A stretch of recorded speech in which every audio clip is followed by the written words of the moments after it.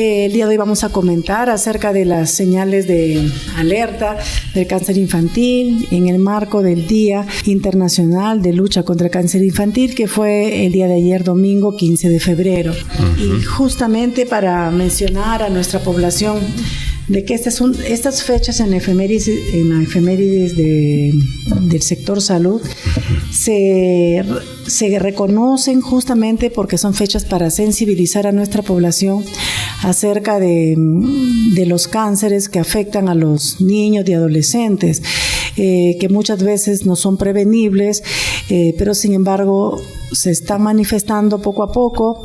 En nuestra zona ya se han identificado durante el año 2025 7 casos de leucemias, y que es el principal cáncer que se manifiesta en estas edades, ¿no? Y bueno, el propósito es de generar conciencia sobre la realidad que enfrentan miles de niños y adolescentes diagnosticados con esta enfermedad tan dramática como es el cáncer. Bien, entonces en estas señales que usted hoy nos va a dar a conocer, pues pensaremos cuáles son, vamos a decir, esos signos principales, esas señales que nos dé a sospechar o a ver, ¿no?, el cáncer infantil. Sí, bien. Los padres de familia tienen que aprender a reconocer estas señales para llevar a sus niños de manera inmediata con el médico. Si bien es cierto, siempre recomendamos que las personas vayamos una vez al año a un chequeo médico. Sin embargo, hay que tener en cuenta estas manifestaciones que se pueden empezar a dar en nuestros hijos y que muchas veces no lo pasamos por alto, ¿no? Como por ejemplo, las señales de alarma que tienen que ver con episodios de sangrado, ya sea sangrado por la nariz o ya sea el sangrado de las encías, que se puede dar en los casos de leucemia, porque las plaquetas tienden a bajar tanto en el torrente sanguíneo que no permite la coagulación normal. Por lo tanto, los niños o los adolescentes pueden presentar este tipo de sangrado, ¿no? Sangrado por la nariz, por las fosas nasales, o también le sangran las encías, ¿no? Y no hablamos de un sangrado de encías cuando uno se cepilla los dientes, sino hablamos de un sangrado de encías que se va a manifestar cuando el niñito está hablando o está comiendo sus alimentos. Otra situación que también hay que tomar en cuenta son el dolor de huesitos que presentan los niños, ¿no? A veces también minimizamos esta señal porque los niños están en constante actividad física. A veces los abuelitos dicen, le duele los huesitos porque está creciendo, pero hay una diferencia entre el dolor de huesitos por crecimiento y el dolor de huesitos como señal de cáncer, ¿no? El dolor óseo. En el caso de cáncer, este dolor es un dolor permanente que muchas veces hace que el niño se despierte durante la noche, porque ese dolor es persistente, que le interrumpe el sueño, ¿no? Entonces el niño se levanta, a veces llorando, o se queja con los papás por este dolor que empieza a percibir.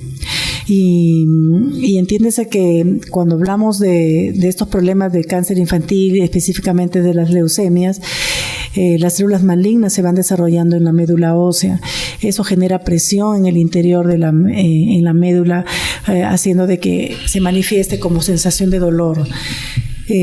También tenemos otras señales de alarma, como son la pérdida de apetito, la fiebre durante la noche, que se expande por más de 2 semanas, a pesar de que muchas veces el niño ya ha sido atendido por el médico, y se puede confundir esta fiebre con alguna infección.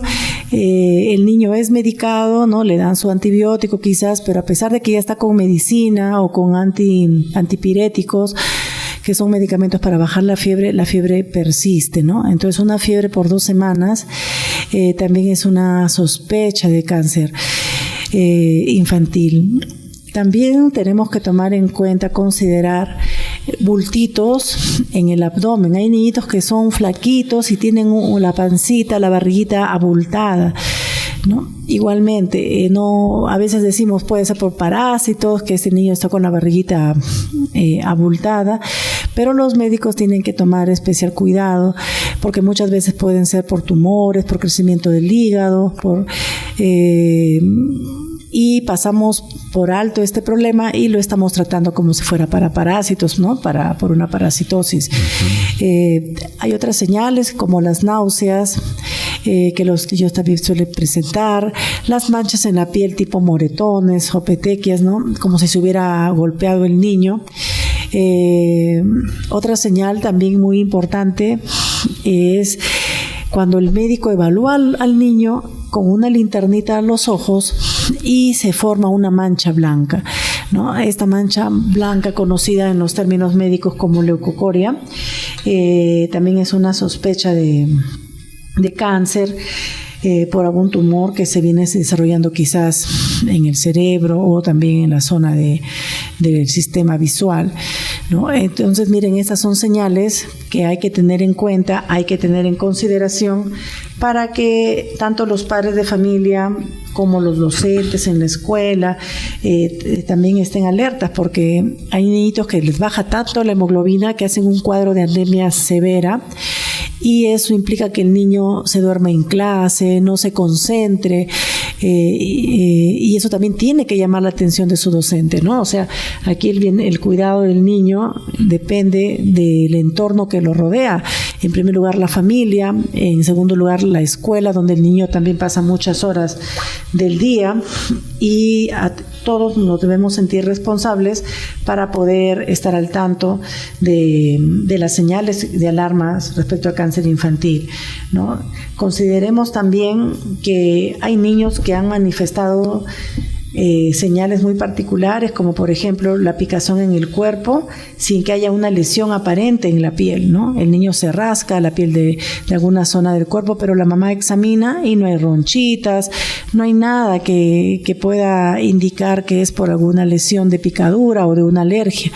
Este síntoma también es muy importante y es necesario que cuando uno pase la consulta médica, la mamá trate de llevar anotadito todas las molestias que el niñito en casa va manifestando o que los mismos padres van observando en sus hijos, porque cuando hacemos las consultas nos suele pasar a todas las personas, muchas veces nos olvidamos de estas señales y no podemos dar una información completa al médico que le permita hacer un mejor diagnóstico, ¿no?, de lo que está ocurriendo con nuestros hijos. Entonces, recordar el dolor persistente en los huesitos, la fiebre sin causa aparente que no mejora por más de 1 a 2 semanas, los moretones o manchas rojas que le salen en la piel, el sangrado por la nariz o el sangrado de las encías, el crecimiento de bultitos en la pancita, en la barriguita o también en otras partes del cuerpo, ¿no? Los ganglios se empiezan a inflamar, y recordemos que los ganglios se empiezan a inflamar en las zonas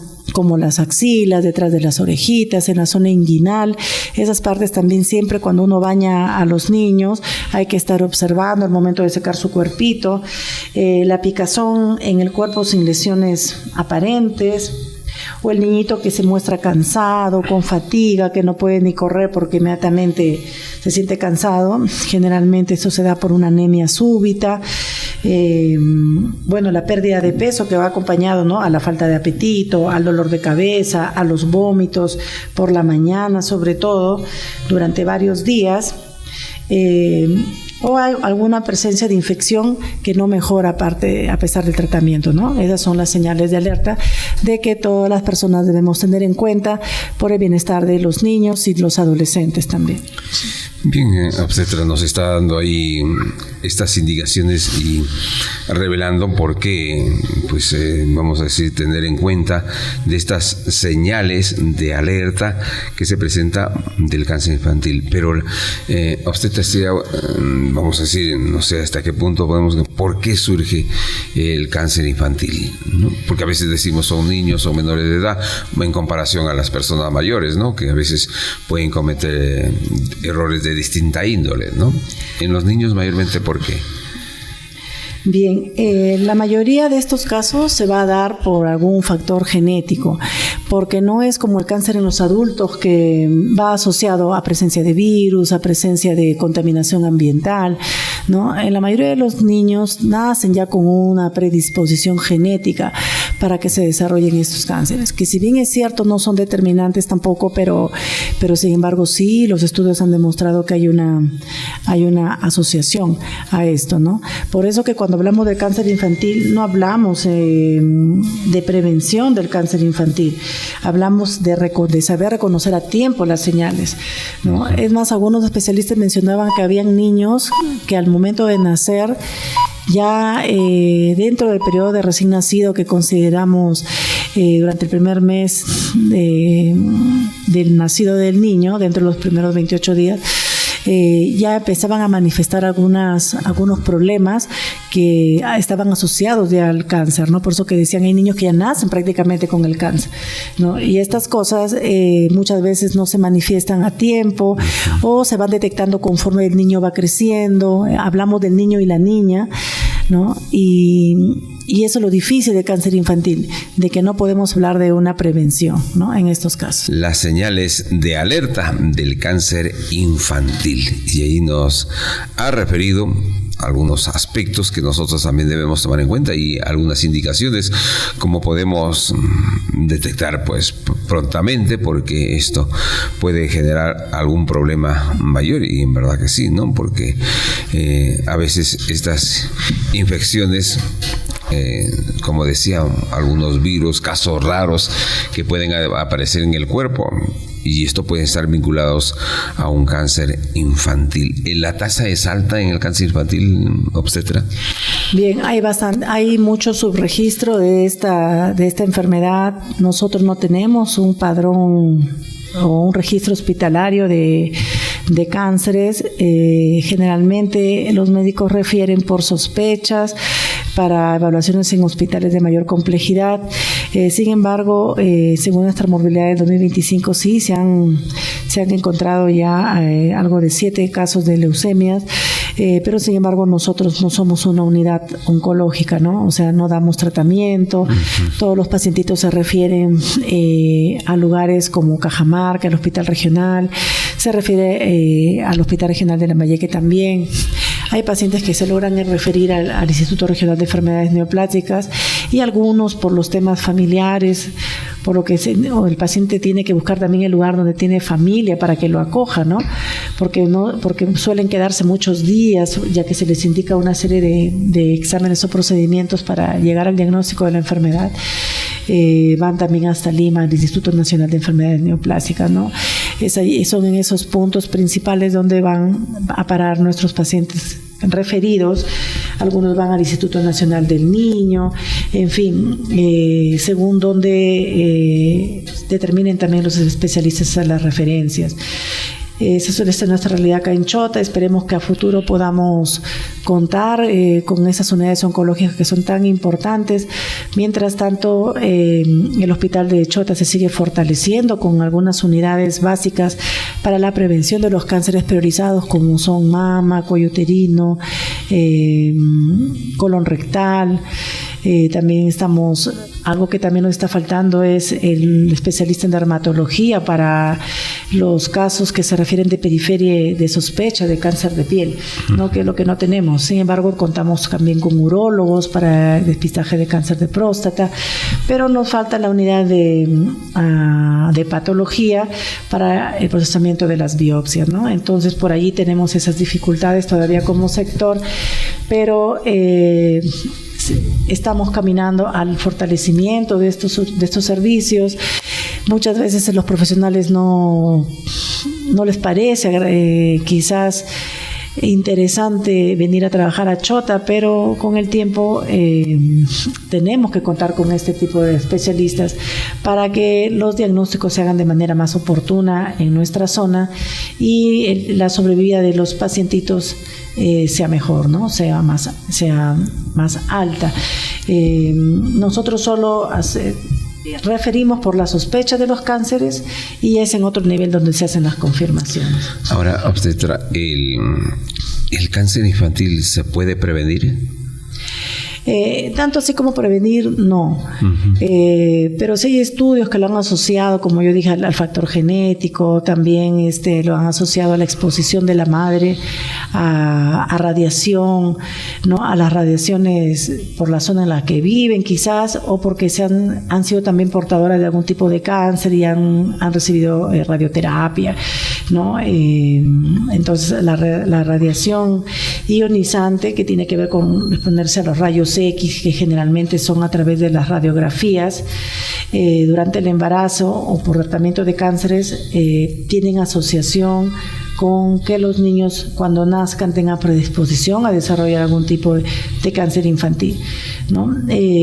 Bueno, hay algunos estudios que también han asociado el desarrollo de cáncer infantil con el virus de la hepatitis B, otros con el VIH, ¿no? También con el virus de Epstein-Barr, que podrían aumentar el riesgo de que los niños puedan nacer con cáncer infantil, con algún tipo de cáncer, en este caso la leucemia, que es el cáncer más conocido o el que tiene mayor incidencia, ¿no?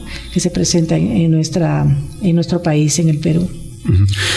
Porque usted dice que aquí, bueno, pues no está el área específica para hacer una evaluación, un diagnóstico sobre el cáncer en los infantiles, pero ustedes sí tienen, vamos a decir, para comenzar a identificar, ¿no?, estos casos. Bueno, contamos con médicos pediatras en nuestro hospital.